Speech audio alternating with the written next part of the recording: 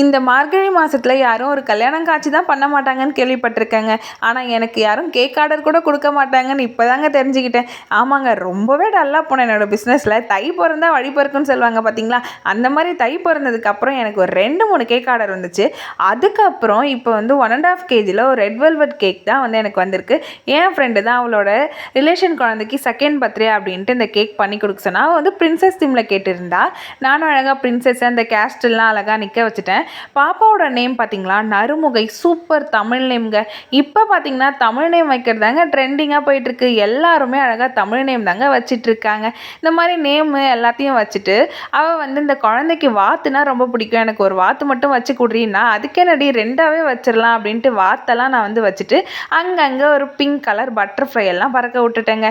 Butterfly எல்லாம் பறக்க விட்டுட்டு பிரின்சஸ்லாம் நிற்க வச்சுட்டு பார்த்தா ஏதோ குறையிற மாதிரி இருந்துச்சு. ஓகே அப்படின்னு சுகர் பால்ஸ் எல்லாம் அழகாக மேலாக்கா தூவி விட்டுட்டேன்.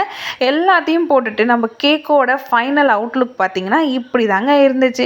அந்த கேஸ்டில், பிரின்சஸ், பட்டர்ஃப்ளை எல்லாமே ரியலாக சூப்பராக இருந்துச்சு. அவங்களுக்குமே இந்த கேக் ரொம்பவே பிடிச்சிருக்கு அப்படின்னு சொன்னாங்க.